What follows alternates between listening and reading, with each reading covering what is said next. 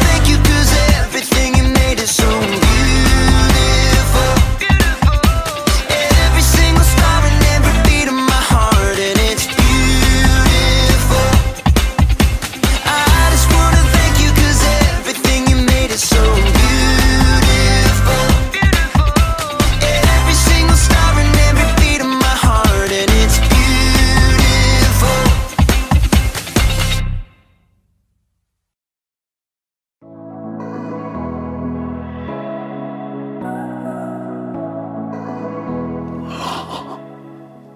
Hey everybody, it's me, Jacob, and today I'm here to talk to you about creativity. Creativity is imagining what you could do because you were made in God's image.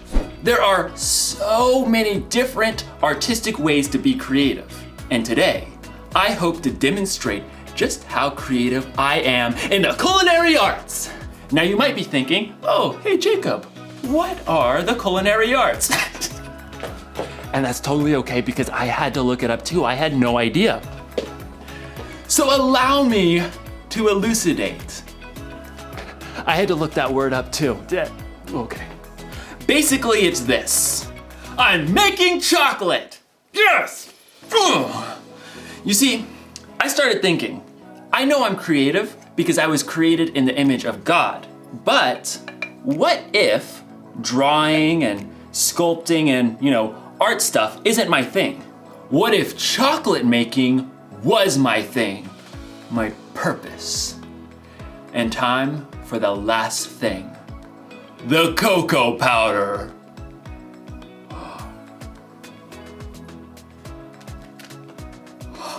In my research, I learned that chocolate comes from a bean that grows from the cacao tree, which technically means that chocolate's a vegetable. True story. Oh, this looks so good. Bon appetit. That is so good. I think I've really discovered what my purpose is. Chocolatey goodness. It's like in today's story. God had a purpose for a woman named Esther, and you're going to find out if she discovered her purpose before it was too late. Time to check the old recipe book. Oh, let's see. Chill for 4 hours. Chill for 4 hours. No, I'm kidding, obviously. It means to put it in the freezer. Just, duh. I had to look it up. And I spent 2 hours in the freezer before I realized that it meant the chocolate and not me. So, see you soon. The Bible. It's 66 books of history, stories, letters, and poetry that fit together to form God's one big story. The epic adventure of how He created us and loves us so much that He made a way to rescue us. As we travel through the Bible, from Genesis to Revelation, we discover people who met God and found their lives changed forever. Now, for an amazing story. Inspired by the Book of Esther. Esther was the queen of Persia. Wait, what? Queen? Esther didn't become queen in the usual way. See, her father wasn't a king, and she wasn't from a noble family. It's just me and cousin Mordecai. In fact, Esther was Jewish. Many of God's people had been captured and brought to Babylon when their home, Judah, was conquered. Then Babylon was taken over by Persia. So Esther grew up in a land that wasn't her own. When Esther's parents died, her cousin Mordecai raised her as his very own daughter. Always remember what our scriptures say. Love the Lord your God with all your heart and with all your soul. Love Him with all your strength. One day, a new king named Xerxes came to power in Persia. He was so impulsive that he actually fired his queen Vashti simply for refusing to show up at a wild party. She will never see me again. When Xerxes had finally calmed down, He had realized he now had no queen. I have no queen. He would have to find a new one. I must find a new one. So the king decided to hold a contest. He ordered his officials to gather the most beautiful young women in the land and put them through an entire year of beauty treatments. Esther was one of those girls chosen. Cousin Mordecai, what do I do? Don't tell anyone you're from a Jewish family. I have chosen my new queen. Drum roll. My new queen is Esther. Me? Assume the queenly royal crown. I might have to resize it. Just as Xerxes had so impulsively switched queens, he also promoted a royal official named Haman higher than all of the other nobles in the kingdom. Bow to me, you fools! Haman was delighted when all of the officials outside the palace bowed low before him. When he discovered that Mordecai refused to bow, he was enraged. You have to bow! Somebody make him bow! Haman was so angry. He made a plan to destroy not only Mordecai, but all the Jews in the land. He laid it out for the king. Your Majesty, these Jews live differently than everyone else. They don't obey your laws. Fiddlesticks. That's just wrong. Precisely. Give the order to destroy them. Consider it done.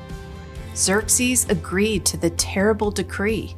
Messengers took the letter all over the kingdom. Hear ye, hear ye.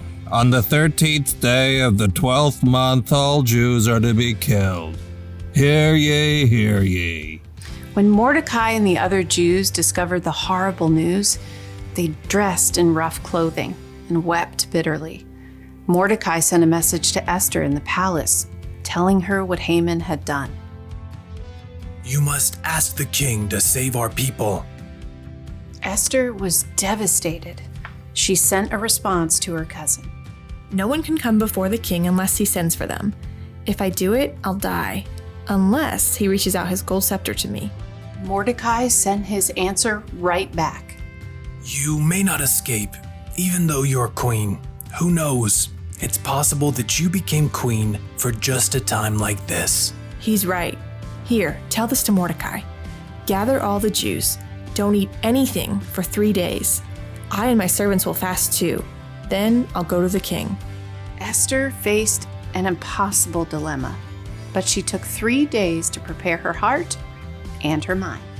Bring my most beautiful royal robes. Heart racing, Esther entered the throne room. Across the long hall, she saw the king seated high on the throne. Breathless, she waited for him to see her. Please, please, please. The king looked up, his dark eyes locked on Esther's face. And then he smiled. He reached out his golden scepter. Thank God. What is it, Queen Esther? I'll give you anything, up to half my kingdom. Esther could have made her request right away, but she knew she would have a better chance if she made the king curious. King Xerxes, if it pleases you, come to a feast I prepared today. Oh, and bring Haman. Consider it done. Esther created an elaborate feast for the king and his number 2 official. Look at me, you peasants! Invited to the queen's banquet!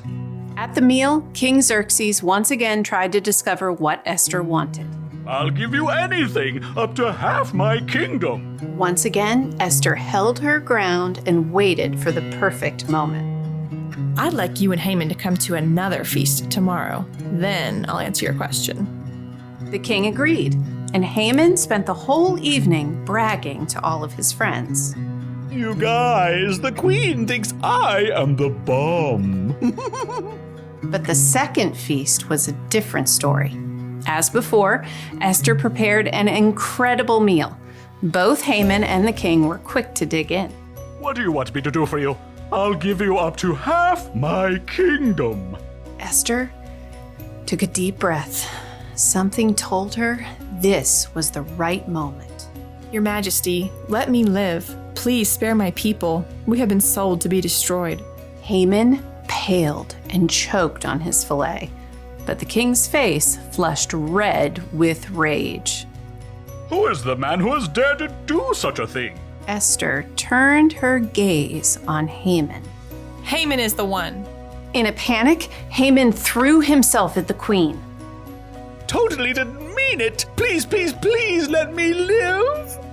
You dare attack the queen? Take him away.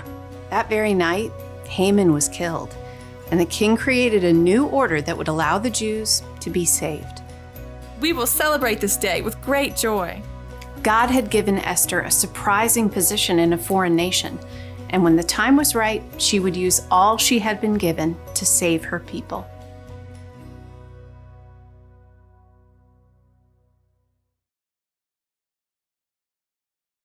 God always has a purpose. He had a purpose for Queen Esther when he put her in the right place at the right time to save her people. He had a purpose when he sent Jesus to pay for the sins of the world. And here's something you may not know. God made you for a purpose. It's true. Now, you may not have to save a bunch of people from total destruction. I don't know, or maybe you will. Who knows what God has planned for you? But I do know God has a plan and a purpose for your life, whether it be big or small. So think about it.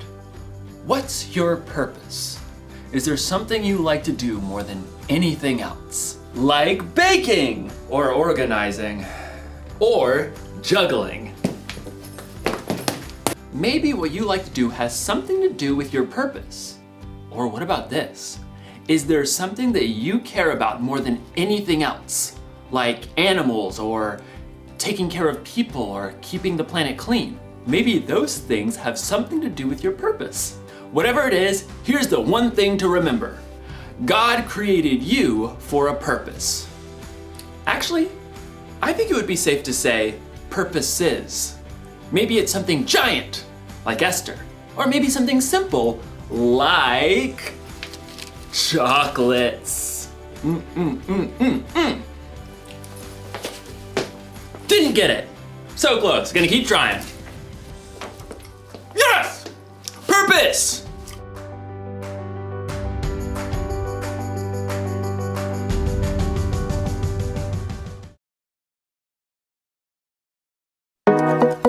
Are you ready? Help me sing it now.